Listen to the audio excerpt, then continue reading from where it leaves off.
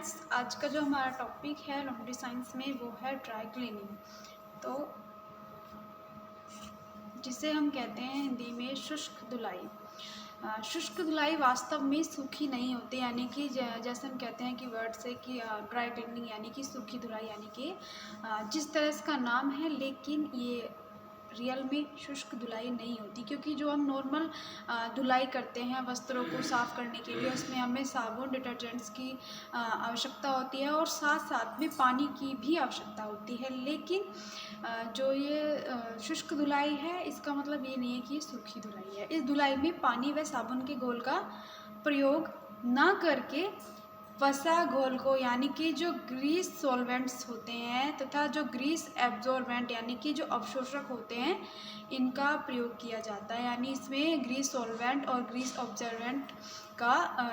प्रयोग किया जाता है। इस धुलाई में कुछ विशेष प्रकार के वस्त्र, जैसे कि जरी गोटे वाले वस्त्र या रेशमी वस्त्र व ऊनी वस्त्र आदि की धुलाई के लिए शुष्क धुलाई का प्रयोग किया जाता है। यानी कि कभी कभी जैसे हमारा कोई ज़्यादा कॉस्टली फैब्रिक है या ज़्यादा महंगा फैब्रिक है, या किसी नए एकदम नए फैब्रिक पर हमारा किसी भी तरह का कोई स्टेन लग गया हो, उसको साफ़ करने के लिए या उस स्टेन को रिमूव करने के लिए, या जो हमने गारमेंट हमारा ज़्यादा कॉस्टली है, उसको हम नहीं चाहते कि हम एक बार के पहनने में उसको डायरेक्ट वॉश कर दें पानी से, तो इसलिए हम इन सभी चीज़ों पर हम क्या करते हैं, ड्राई क्लीनिंग का यूज़ करते हैं, जिसके द्वारा हमारा जो फैब्रिक है, अगर स्टेन लगा है तो स्टेन आसानी से रिमूव हो जाता है और साथ ही साथ वो फैब्रिक अच्छे से साफ़ हो जाता है। तो शुष्क धुलाई में साबुन तथा पानी के स्थान पर जिन वस्तुओं का प्रयोग किया जाता है, उन्हें हम शुष्क धुलाई प्रतिकर्मक यानी कि जो ड्राई क्लीनिंग रिजेंट्स होते हैं, उन्हें ड्राई क्लीनिंग रिजेंट्स कहते हैं। तो जैसे कि हम अगर नॉर्मल फैब्रिक्स को वॉश करते हैं, हम उनकी गंदगी को दूर करने के लिए हम क्या करते हैं, हम पानी का यूज़ करते हैं, डिटर्जेंट का यूज़ करते हैं, साबुन का यूज़ करते हैं। तो इसी तरह हमें ड्राई क्लीनिंग यानी कि जो शुष्क धुलाई है, जो कुछ कीमती वस्त्रों को या ज़्यादा जिन पर ज़्यादा वर्क किया गया हो, या जरी गोटा है या रेशमी है या ऊनी जो थोड़े महंगे कॉस्टली फैब्रिक होते हैं, उनको ड्राई क्लीनिंग के द्वारा वॉश किया जाता है। तो उनके लिए भी हमें कुछ अलग से प्रतिकर्मक यानी कि रिजेंट्स होते हैं, जो इस तरीके से हैं। शुष्क धुलाई प्रतिकर्मक यानी ड्राई क्लीनिंग रिजेंट्स,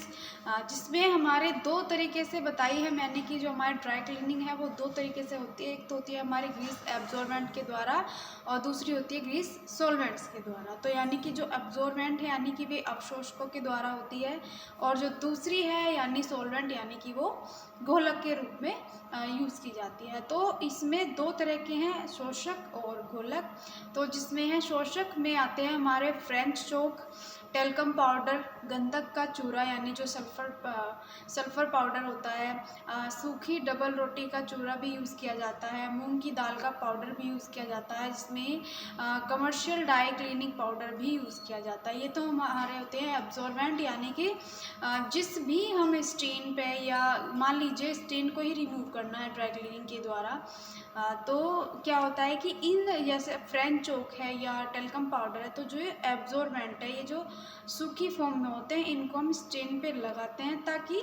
जो स्टेन है या कोई किसी भी फैब्रिक पे ऑयल का मान लीजिए स्टेन है, तो जो पाउडर की फॉर्म में जो ये ऑब्जर्वेंट होते हैं, ये उस स्टेन की जो चिकनाई होती है उसको एब्जॉर्ब करते हैं, यानी इसको उस चिकनाई को फैब्रिक में से निकाल के अपने अंदर एब्जॉर्ब करते हैं, अपने अंदर सोख लेते हैं, ताकि वो जो चिकनाई हो फैब्रिक पर ना रहे, वो इन रिजेंट्स के अंदर आ जाती है। दूसरा है घोलक यानी कि सॉल्वेंट। तो जिसमें आते हैं यानी कि जो हमें लिक्विड फॉर्म में मिलते हैं, यानी कि वो एक सॉल्वेंट फॉर्म में होते हैं, जो जिसमें होता है हमारा पेट्रोल, बेंजीन, कार्बन टेट्राक्लोराइड। तो ये हमारे कुछ ड्राई क्लीनिंग के रिजेंट्स हैं, जिनके द्वारा हम फैब्रिक को, जो हमारे कॉस्टली फैब्रिक होते हैं या जिनको हमें एक बार में वॉश नहीं करना होता है, तो इन दोनों मेथड्स के द्वारा या इन दोनों अलग अलग रिजेंट्स के द्वारा हम फैब्रिक को वॉश करते हैं, जो कि ड्राई क्लीनिंग के द्वारा यानी शुष्क धुलाई के द्वारा हम फैब्रिक को वॉश करते हैं। अब इसमें आता है कि शुष्क धुलाई में प्रयुक्त सामग्री उनकी प्रयोग विधि, यानी कि जो हमारी शुष्क धुलाई यानी जो ड्राई क्लीनिंग है उसमें कौन कौन सी सामग्री यानी इंग्रेडिएंट्स यूज़ किए जाते हैं और उनकी जो मेथड है वो किस तरह का है। तो शुष्क धुलाई में जिन सहायक सामग्रियों को प्रयोग किया जाता है यानी जो उन सहायक सामग्रियों का प्रयोग किया जाता है वे इस प्रकार है। दो तरीके से बताई है मैंने। पहली है चिकनाई अवशोषक यानी कि जो एब्जॉर्बेंट होती है, यानी जो दूसरी किसी भी चिकनाई को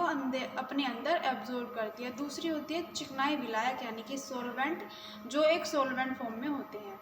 तो इसमें है पहला चिकनाई अवशोषक यानी ग्रीस एब्जॉर्बेंट। प्राय चिकनाई युक्त धब्बों व हल्के रंगीन वस्त्रों की धुलाई हेतु इनका प्रयोग किया जाता है, यानी कि अगर किसी भी गारमेंट पर या फैब्रिक पर चिकनाई के दाग यानी जो स्टेन है वो लगे हैं या हल्के रंगीन वस्त्रों की धुलाई के लिए इनका प्रयोग किया जाता है। और कुछ चिकनाई अवशोषक इस प्रकार हैं, जैसे कि मैंने इसमें पहले बताया कि जैसे कि फ्रेंच चोक, टेल्कम पाउडर, मूंग की दाल का आटा, सूखी डबल रोटी का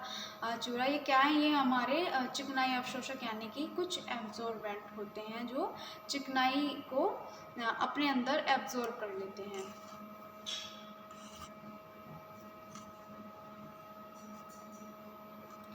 तो इसमें पहला जो हमारा है चिकनाई अवशोषक, तो उसमें है चिकनाई अवशोषकों से धुलाई यानी क्लीनिंग बाय फैट एब्जॉर्बेंट्स।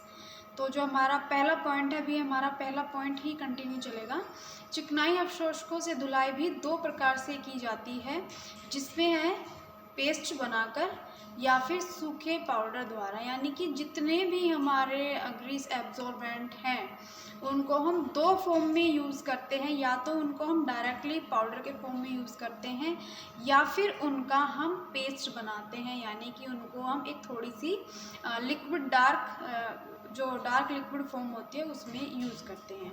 तो इसमें है पहला पेस्ट बनाकर यानी बाय मेकिंग पेस्ट। तो चिकनाई अवशोषकों को पेट्रोल या अन्य चिकनाई घोलक के साथ मिलाकर गाढ़ा पेस्ट तैयार किया जाता है। मेज पर पहले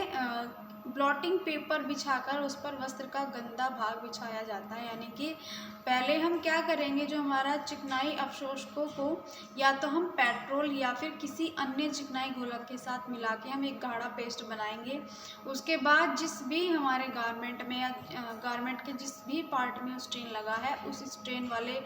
पार्ट को हम एक टेबल पर रखेंगे, लेकिन उससे पहले हम उस टेबल पर ब्लॉटिंग पेपर रखेंगे और ब्लॉटिंग पेपर के ऊपर हम उस गंदे फैब्रिक को या स्ट्रेन वाले फैब्रिक को रखते हैं। और फिर क्या करते हैं, इसी गंदे भाग पर हम चिकनाई अवशोषक के तैयार पेस्ट को, यानी कि जो हमने पेस्ट बनाया है उस पेस्ट को हम क्या करेंगे 30 से 45 मिनट तक छोड़ दिया जाता है, यानी उस पेस्ट को हम उसी गंदे भाग पर या उसी स्टेन के ऊपर रख देते हैं ताकि ये जो 30 से 45 मिनट के लिए इसको छोड़ देते हैं ताकि जो उसकी गंदगी है या जो स्टेन है वो रिमूव हो सके। तो जब पेस्ट अच्छी तरह सूख जाए, यानी कि जो उसकी स्टेन की जो चिकनाई है वो पेस्ट अपने अंदर एब्जॉर्ब ना कर ले, तब तक उसको हम यानी 30 से 45 मिनट तक उसको हम पेस्ट पर ही लगा रहने देंगे, यानी कि जब तक वो सूख ना जाए। और जब ये सूख जाए, अच्छी तरह से सूख जाए, तो उसे ब्रश से झाड़ कर या खुरच करके हम उसको हटा देते हैं।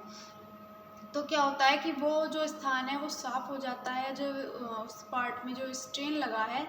वो स्ट्रेन आसानी से रिमूव हो जाता है। दूसरा आता है हमारा सूखे पाउडर द्वारा यानी बाय यूजिंग ड्राई पाउडर। तो एक हो गया हमारा कि हम एक किसी भी चीज़ का हमने पेस्ट बनाया, जो हमारे रिजेंट्स हैं, रिजेंट्स को मिला करके हमने पेस्ट बनाया। दूसरा आता है हमारा उन्हीं रिजेंट्स में पाउडर फॉर्म में, यानी हम सिर्फ डायरेक्टली पाउडर का यूज़ करेंगे।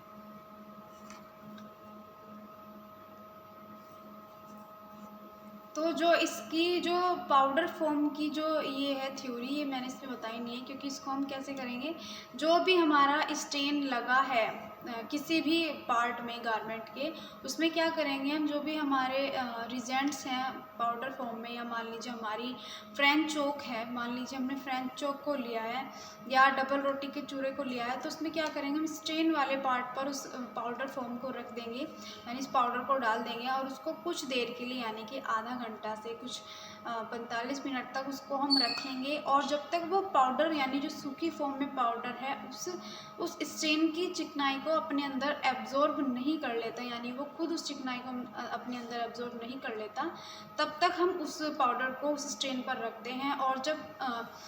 30 से 45 मिनट हो जाती है और तो क्या करते हैं, हम उस पाउडर को वहाँ से हटा लेते हैं, क्योंकि जो वस्त्र पर जो चिकनाई है वो पाउडर फॉर्म में आ जाती है, यानी वो एब्जॉर्ब कर लेती है और जो स्टेन है वो रिमूव होने लगता है। तो यही प्रोसेस अगर मान लीजिए अगर ये हमारा स्टेन नहीं रिमूव हो रहा है, हल्का पड़ रहा है, तो इसी प्रोसेस को हम 2 बार यूज़ कर सकते हैं, या फिर हम ब्लॉटिंग पेपर का यूज़ करके भी स्टेन को आसानी से रिमूव कर सकते हैं। तो स्टूडेंट्स, ये था हमारा चिकनाई अवशोषकों से धुलाई। तो जो ये टॉपिक है ये भी हमारा कंटिन्यू चलेगा, लेकिन ये मैं आपको नेक्स्ट वीडियो में बताऊँगी।